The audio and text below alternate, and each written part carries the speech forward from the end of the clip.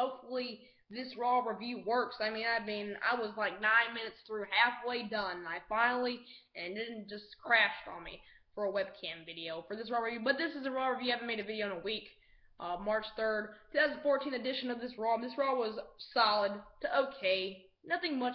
The first hour was great. The second hour was horrible. The third was okay.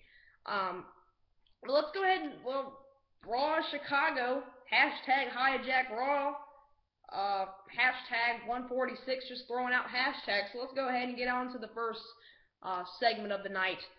Paul Heyman promo segment. In the beginning, CM Punk's music hit, everybody was marking out, and Paul Heyman comes out and then does his whole typical fashion, mimicking CM Punk and sitting in the ring Indian style, or crisscross applesauce. I don't know if you guys ever heard that, but it's kind of what it's said in the South. But, he was sitting there in CM Punk style, talking about why CM Punk left and his departure, and they're kind of playing this into a storyline. He's telling the WWE Universe that it was because of him, it was because of all of you fans out there, that's why CM Punk left. And he played in other factors, and it was also because of The Undertaker, and he wants to avenge the CM Punk by, getting Brock Lesnar to avenge CM Punk, I guess you could say, although they fought at SummerSlam. And CM Punk, and Paul Heyman was talking about how he's a Paul Heyman guy, and that he lived and raised and still is here in Chicago, Illinois. And Brock Lesnar was going to defeat the streak. He's going to conquer the streak. And then Brock Lesnar got on the mic for about a minute and then talked about how he's going to end the streak, conquer the streak.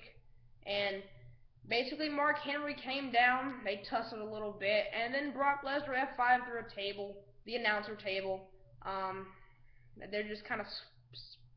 Brock Lesnar just squashing Mark Henry.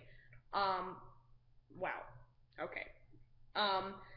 That was a very good promo segment. What good way to start off Raw, but this is another great way to start off Raw. The WWE Tag Team title match. New Age Outlaws versus the Usos. Finally, we get a justified tag team title match that actually is great. Elimination Chamber, New Age Outlaws win. And then, again, another rematch from the Elimination Chamber. They should just give the whole pay-per-view back for free on replay. They should just put the Chamber match on Raw. Next week on Raw, we have Cesaro, Bryan, Christian, Sheamus, Orton and Cena. Let's put all these guys and have the Chamber dangle over all of them. Let's just do that, because they've replayed almost all the matches. But some are good though. But on that next night on Raw, the Usos wind up winning in like 10 to 15 seconds, and now the Usos get their rematch or get their claws at a tag team title shot. They win tonight's match. It was a very good, solid match. Good way to start for all. The Usos finally win their tag team titles after their 4-year quest of trying to seize the tag team titles. They finally do. It was a very good match. The New Age Outlaws lose. There's going to be a rematch on Main Event tomorrow, which is going to end. Yeah, and you're probably saying Main Event's not tomorrow, it's on Wednesday. But on the WWE Network, it's going to be streaming live. So basically, Main Event's normally taped, but they're going to do it live. Kind of like the whole Super SmackDown. Battle of the Name changes. Cesaro versus Big E. Big E wins by disqualification. Cesaro went for the Cesaro swing, dropped him down, then Swagger came in for a Swagger bomb. They looked like they were going to turn Cesaro, but Big E Langston wound up giving Cesaro the big ending. So, and then Swagger just kind of ran out the ring. But that would contribute later on tonight. The Shield versus the Wyatt family. Armageddon is upon us, man. This match was great. This match was just amazing. I didn't see the Elimination Chamber pay-per-view. I've probably already seen the whole thing except the Chamber match itself, because everything's been replayed. Or rehashed in some sort of fashion. The Shield versus Wyatt family, this was definitely, even if you hated everything on Raw, this is worth tuning in all of itself. Rollins, to start off the match, MVP of the Shield in this match. Everything revolved around Rollins. When it didn't think it was going to. It was Luke Harper started giving Seth Rollins a suplex from the turnbuckles and stuff, and then a suplex. Seth Rollins lands on his feet, looked like he broke his leg, going crazy, flips, going outside the ring, moonsaults, everything like that, kicks to, Luke Harper, Eric Rowan, Bray Wyatt. Rollins was just going crazy. It was going really good, and it would sustain itself. And it seemed like to me, Ambrose was kind of revolved around at first. The match kind of revolved around him, and we thought that it was going to be Ambrose making the turn, or something was going to happen with the Shield, and Ambrose is going to walk out or whatever. But it wound up being Rollins dropping down from the apron, and it seemed like it was going to be Roman and Ambrose. These guys are going to be clashing, butting heads, but that wasn't the case. Bray Wyatt was set aside. It seemed like it was Luke Harper and Eric Rowan and Seth Rollins and Dean Ambrose. Because maybe the Elimination Chamber was revolved kind of around Roman and Bray, and then they had the one-on-one singles match last week on Raw. But it just seemed like that to me. Rollins drops down from the apron. He had a red face. He had his fist clenched up like this on the ropes, and then he dropped down. I knew he was going to drop down once they panned the camera over to him. And then Roman Reigns asked, "What are you doing? What are you doing?"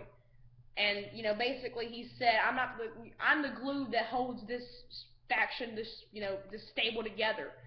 I'm not gonna do anymore. This is your problem. Figure it out." All in all, it was a great match to continue. Luke Harper would do an outside dive. An outside dive. It's so many spots I can't even repeat them all. Bray Wyatt would hit Dean Ambrose with the Sister Abigail. Wyatt family win. Great win for the Wyatt family. Next match, this will begin the horrible hour where I almost wanted to grab my pillow and sleep through and take a wonderful 1 hour nap. But I stayed through it, so I need to get a Nobel Peace Prize and at least a like for that. Santino and Emma versus Summer Rae and Fandango. Can we stop with this match? Can we stop with this whole feud? Can you guys find another dancer? Maybe we can have a triple threat match, or can we have another goofy person? Why don't we have Santino, Hornswoggle, Natalya, Summer Rae, Emma, Fandango, all those kind of guys packed up in a 6-man or 6-woman tag, whatever you want to do. Or we need to add Tensai or Sweet Tea, which is not his name anymore. He's in NXT, called Jason Alberts as the commentator. We need to get Brodus Clay in there. And then Naomi and Cameron when Naomi's back. So let's have that match at Mania. I'm sure that would be amazing. That'd probably be on the card instead of the tag team title match, because that's just how they do it. Need I say more? Santino and Emma pick up the win, my God. Sheamus vs Christian, bad match. Seen it too much in 2011. Don't want to see it again. It's going to happen at Mania because Sheamus won the match via Brogue Kick. Wow. Shocker. After this, Christian comes out, hits Sheamus in an interview, and then has a spotlight, and was very corny. "You want the spotlight now? Well, take my spotlight where you can have it." Well, thanks, Christian. Thank you very much, Christian. See you later, dude. Bella Twins versus Aksana and Alicia Fox. Bella Twins win this match. Nah. Beginning of the third hour, Daniel Bryan, Triple H, Stephanie McMahon, and Kane promo segment. Basically, normally what you see here. The Authority holding Daniel Bryan back. Triple H called him a B-plus player. Nothing more, nothing less. Daniel Bryan talked about hijacking Raw. He talked about the Yes Movement, everything, and challenging him to a match at WrestleMania 30, and all that kind of good stuff. That was really cool. And Triple H said, "No, I'm not going to lace up my boots to face you." And then Daniel Bryan, and then they lead up to the whole thing, "Well, I want you to get out of my ring." And I thought CM Punk was going to come out, but he didn't. He didn't come out. And then he didn't in the night at all. And I thought this was the best opportunity to do this. But, and after that, Kane would come down, Daniel Bryan would beat up Kane, and then that'd be it. Daniel Bryan gets security on him, Triple H gets security on Daniel Bryan, that'd be it. And then we'd see Daniel Bryan later on in the night. Dolph Ziggler makes a grand entrance with Aaron Paul, who was the guest host at Monday Night Raw, who made one appearance, which wasn't bad. Versus Alberto Del Rio.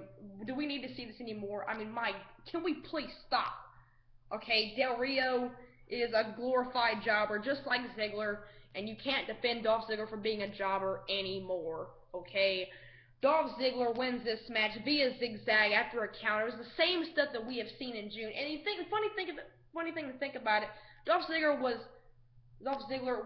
at Payback 2013 in Chicago, the World Heavyweight Champion, facing this match, and we see this 7 months later in the same predicament on a Raw. Okay. I mean 9 months, excuse me. My math was off. Hall of Fame inductee number 4 is Paul Bearer. It's been a long time coming. Glad to see Paul Bearer in the Hall of Fame. That's great. Definitely excited to see who's going to induct him. Hopefully it'll be an Undertaker. Or Mankind and Kane. I'm not sure, but Undertaker needs to induct Paul Bearer into the Hall of Fame. Big E versus Jack Swagger.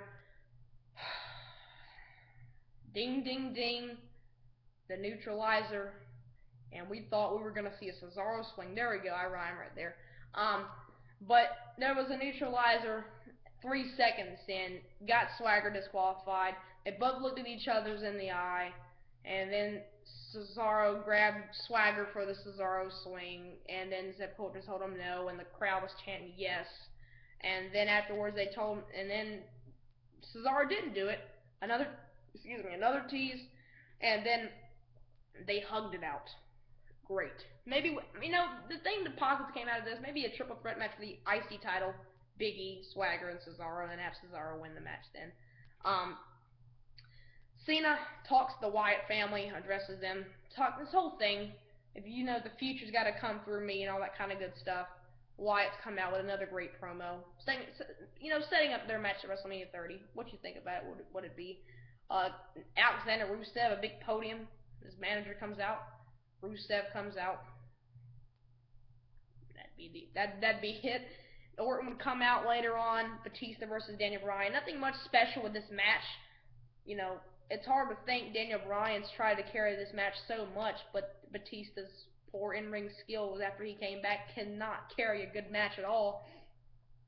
And basically, Batista throws Daniel Bryan blatantly onto Orton while Orton was sitting there in his chair, not doing commentary, just sitting there, and then Orton would come back in. Afterwards, Daniel Bryan would give Orton the running knee, and then after Orton tried to go for the RKO kind of thing, because Batista was pushing him into him or whatever, and then Batista hit a spear on Daniel Bryan after he was trying to go for Triple H and Kane, an outside suicide dive onto them. Well, that didn't happen because Batista prevented it. And then afterwards, Triple H grabbed a mic. He said, "I'm tired of your fantasy match or whatever." And then Daniel Bryan kicked him. And then all of a sudden, Batista hit him with the Batista bomb. And that's how Raw ended. They just stood over him. Not Batista, but like Triple H, Kane, and Stephanie McMahon. So what a great way to end Raw. Yeah. Anyway, guys, that's pretty much it. Thank you for viewing this Raw review. Appreciate it. You guys are awesome. Thank you for watching this video. And it's a snow day tomorrow at school, so that's why I'm making this Raw review. Probably have another video tomorrow too. So sorry guys for not uploading, but you see this Raw review now. So peace.